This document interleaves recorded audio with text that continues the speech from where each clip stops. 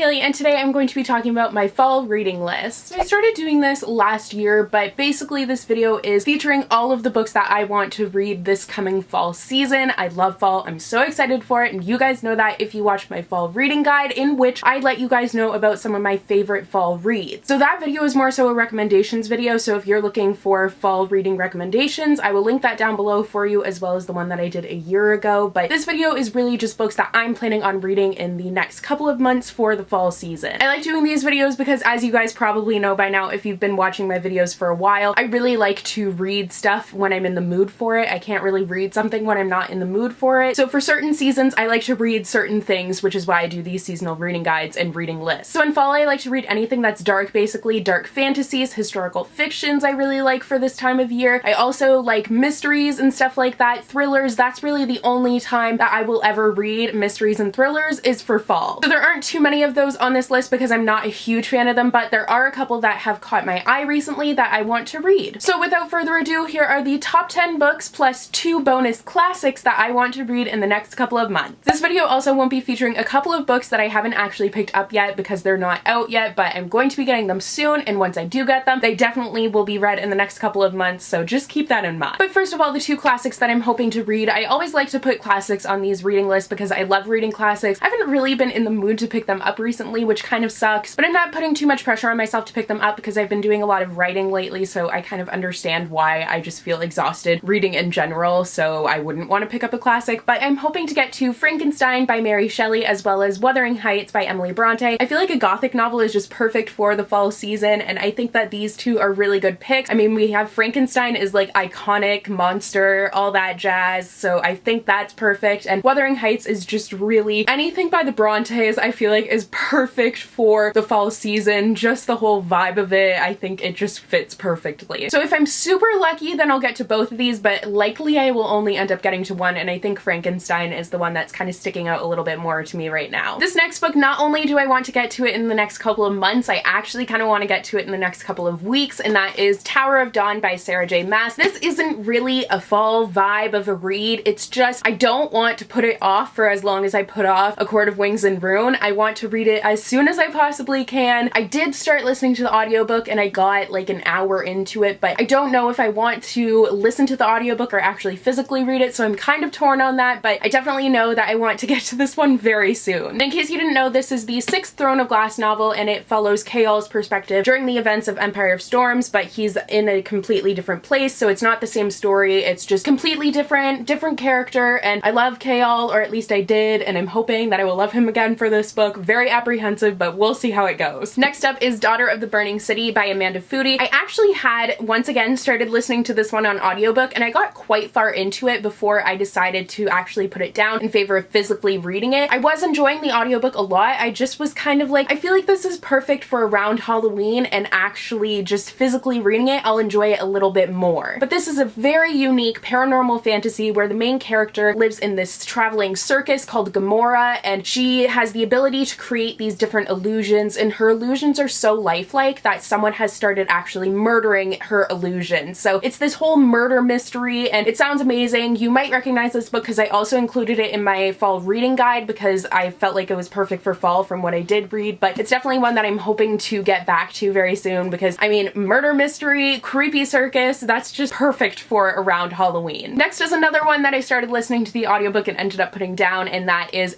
Jargon by Kirsten White. This is a retelling of Vlad the Impaler, and it just is so cool. I loved what I had listened to so far, but I was like, I kind of just want to physically read it, so I ended up putting it down, and I'm hoping to pick it up again soon. It's very brutal and just a unique fantasy in the fact that it's kind of just a ruthless main character, and it's honestly unlike a lot of the other fantasies that I've read before, so I can't wait to get back into this one. Next up is I Am the Messenger by Markus Zusak. Markus Zusak is the author of The Book Thief, which is one of my absolute favorite books of all time. Highly recommend that you read it, but I haven't read any of his other books, and I picked this one up last year. I don't exactly remember when, but I knew it was one that I was going to save for fall time, but I had originally thought that it was a historical fiction, just kind of assuming based on the fact that The Book Thief is historical fiction, but from my understanding, it's not a historical fiction. It's all about this cab driver, and it seems kind of like a mystery more so, and it deals with like cards and stuff like that. I don't know, it sounds weird, very unique and cool, and I'm excited. I have heard some really really great things about it. I will admit I am kind of apprehensive just because I feel like The Book Thief is so much to live up to, but I'm definitely willing to give it a go. Next up is A Study in Charlotte by Brittany Cavallaro. I ended up picking this up because one of my best friends read it and absolutely loved it. It is a retelling of Sherlock Holmes, so it features all that mystery and intrigue and intelligence, all of that jazz that I feel like Sherlock Holmes is just kind of perfect for around Halloween because mysteries, you know, that good Halloween vibe. I don't know if that even makes sense, but it makes sense to me. This seems like a really short and quick read, and I think it's Sherlock Holmes but with girls, so I'm all on board for that. Next up is Dreamland Burning by Jennifer Latham. It's either Latham or Latham, I'm not too sure, but this seems like it's honestly just perfect for fall and Halloween. It was just made for it because not only is it historical fiction, but it is also a murder mystery, but the murder happened 100 years ago, so like craziness, and I just feel like this is going to be super cool. Keep me on the edge of my seat the entire time, and I'm going to be like, what is happening? And I think it takes place partially in present day and partially in history, so I just can't wait to pick this one up, and I think I will be picking it up very soon. Next up is Spellbook for the Lost and Found by Moira Fowley Doyle. This once again seems perfect for fall. I mean, this cover alone just screams fall to me, but this is one that I don't know a lot about because I want to know as little as possible going into it. I know that it takes place in this small Irish town and some strange, inexplicable things start happening, and it's basically they try and find out what's happening. I feel like it's kind of a magical realism, and the best way to approach magical realism is not knowing a lot, so that's how I'm planning to go into this one, and hopefully I'll pick it up soon. Next up is A Shadow Brighton Burning by Jessica Cluess. The second book of this is actually coming out very soon, and I'm very sad that I haven't read it yet. I've had it for almost a year now, if not longer than a year, but I